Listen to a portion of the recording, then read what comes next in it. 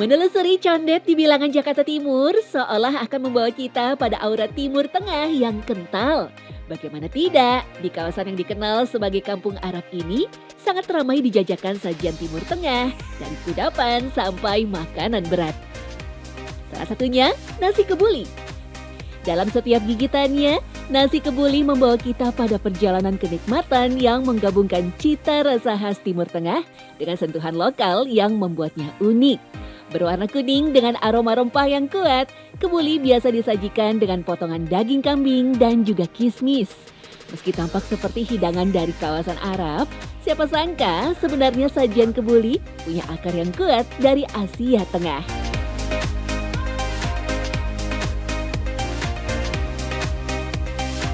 Oh pernah sih, waktu itu kebetulan makan bareng teman-teman kan, satu nampan gitu gede berempat.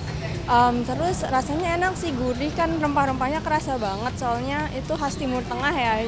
Pernah makan, itu enak banget, berempah banget. Aku suka banget sama nasi kebuli.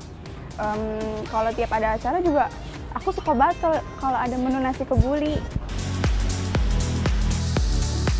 Bisa dibilang nasi kebuli perpaduan harmonis antara beras, rempah-rempah, dan daging yang diolah dengan penuh cinta. Hidangan ini mengajak lidah untuk berkelana dalam kelezatan rempah yang menjadi bumbu utama penyedap nasi kebuli. Paduan rempah ini tak didapati dalam hidangan nasi Arab asli pada umumnya. Iya, itu dari rempah-rempahnya ya. Dari terdiri rempah-rempahnya itu kan dari cengkeh, ada kayu manis, pala, dan lain sebagainya. Itu semua warnanya hampir agak kecoklat-coklatan gitu ya, merah ya.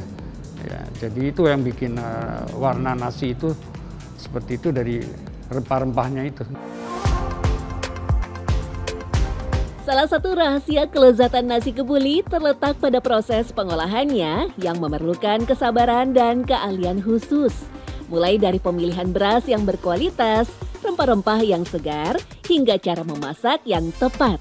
Setiap langkah diambil dengan cermat untuk menjaga kualitas dan keaslian cita rasa. Semua diawali dari menyiapkan kaldu daging kambing. Untuk memperoleh sari yang lebih banyak, biasanya dipakai kambing yang berusia minimal 8 bulan sampai 1 tahun. Kita kan butuh kaldunya dari kambing itu.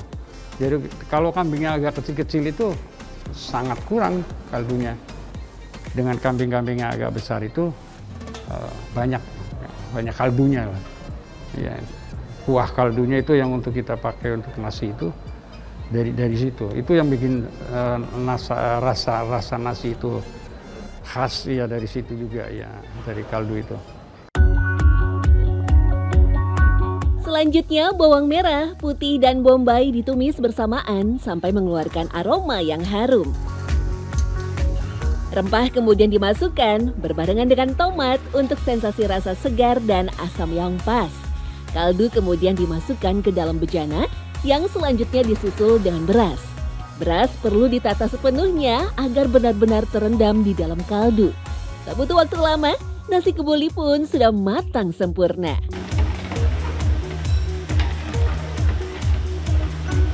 Kalau nasi kebuli biasanya menggunakan beras lokal karena memang cocoknya beras lokal gitu ya. Seperti saya di sini bikin pakai beras lokal. Kalau beras basmati itu beras yang dari Arab atau dari India, untuk bikin mandi atau bikin biryani atau nasi kapsah gitu.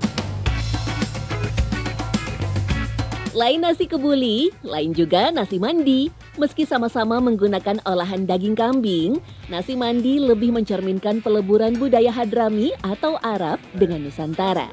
Daging kambing pada nasi mandi sebelumnya dibaluri dengan bumbu rempah-rempah, lalu diasap berjam-jam lamanya di dalam tungku.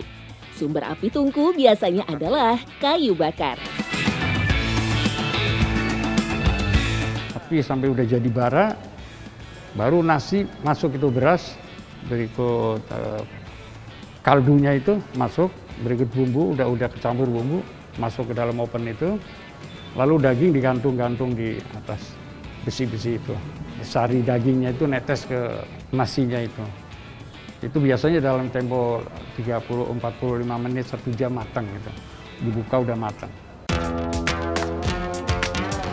Meski masih didominasi oleh aroma rempah, nasi mandi cenderung lebih ringan daripada karakter kebuli yang sangat kuat dan kaya campuran rempah.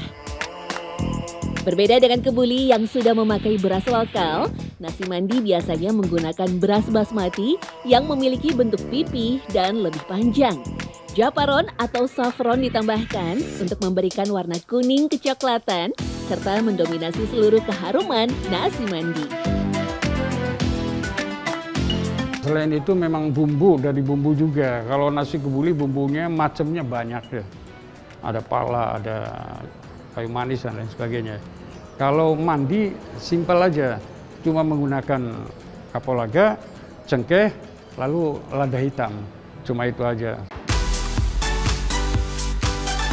Ya, memiliki jejak sejarah panjang yang melewati berbagai perubahan kuliner, kebuli disebut-sebut dibawa oleh orang Yaman Hadrami yang datang untuk berdagang dan berdakwah di Nusantara. Sebelum sampai ke Nusantara, banyak di antara mereka yang singgah di Gujarat, India bagian barat. Dari situlah mereka banyak berinteraksi dengan kuliner India dan sekitarnya. Salah satunya adalah kebuli, diambil dari nama ibu kota Afghanistan yang satu garis pantai dengan India, yaitu Kabul. Sajian ini biasa disebut kabuli palau atau pilaf dalam bahasa setempat. Kata pilaf, palau atau palau sendiri secara sederhana berarti hidangan nasi yang dimasak dengan kaldu berbumbu. Para pedagang dari Arab, dari India itu membawa dagangannya dan juga membawa kebiasaannya untuk memasak. Kemanapun orang Arab merantau, mereka selalu mengonsumsi makanan yang sesuai dengan cita rasa dan ramuan yang digemarinya. Baru pada abad ke-18, mereka datang ke Nusantara dan membawa salah satu sajian tersebut ke bejana tanah air. Budaya hanya lelaki yang merantau melahirkan sebuah perkawinan antar etnis sehingga kebuli menjadi sangat lekat dengan rempah Nusantara. Tak heran jika masyarakat Betawi mengklaim bahwa nasi kebuli sebagai salah satu makanan khas daerahnya. Pada hari-hari besar, masyarakat Betawi kerap menghadirkan nasi kebuli sebagai menu utama. Biasanya orang menggunakan memakan nasi kebuli atau pakai nasi kebuli itu di acara-acara tertentu. Seperti di acara pernikahan, acara yang lebih ini di acara maulid. Biasanya orang pakai ada kebulinya. Yang menarik adalah fakta bahwa makanan bisa menjadi salah satu media dakwah bahkan oleh Rasulullah. Dalam catatan Syekh Maulana Muhammad Yusuf Al-Kandahlawi disebutkan, sebelum berdakwah kepada umatnya, Rasulullah mengumpulkan keluarganya dalam jamuan makan atau ikram untuk menyampaikan bahwa tidak ada Tuhan selain Allah dan Nabi Muhammad SAW utusan Allah Subhanahu wa Ta'ala. Dakwah kepada kerabat terdekat ini sesuai perintah Allah dalam surah Syu'ara ayat 214 dan berilah peringatan kepada kerabat-kerabatmu yang terdekat. Saat itulah satu orang menyambut seruan Nabi Muhammad. Dialah salah satu pemeluk Islam pertama atau as-sabiqunal awalun sekaligus keponakan Rasulullah, Ali bin Abdul Muthalib. Masih di catatan yang sama disebutkan, Ali yang saat itu berusia 8 tahun berkata, "Aku pun berdiri menerima ajakan beliau, sedangkan ketika itu aku adalah orang yang paling muda antara mereka." Dari jamuan makan sekeluarga itulah, Islam kemudian berkembang menjadi salah satu agama paling besar di dunia. Tak bisa dipungkiri, makanan memang memiliki makna yang lebih dalam daripada sekedar pengisi perut. Ia berkaitan erat dengan aspek-aspek sosiokultural yang menggejala di dalam masyarakat. Oleh karena itu, nilai-nilai kebudayaan yang melekat padanya patut dilestarikan.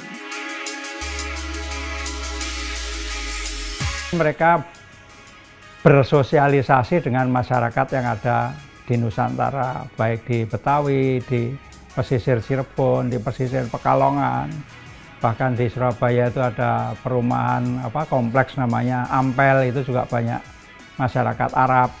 Jadi dalam berinteraksi untuk memperdagangkan dagangannya, mereka menularkan budaya makan sekaligus dia mensiarkan agama Islam. Jadi kumpul, ngariung, kumpul-kumpul, kemudian makan bersama. Lah oleh orang Arab itu dikenalkan makanan-makanan yang disebut nasi kebuli itu.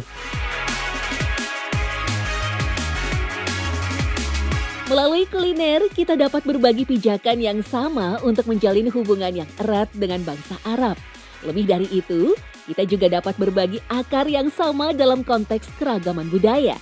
Pada akhirnya, model akulturasi semacam itu menjelma lewat berbagai bentuk. Nasi kebuli hanyalah satu dari sekian banyak wujud keterbukaan masyarakat Indonesia terhadap kehadiran bangsa lain.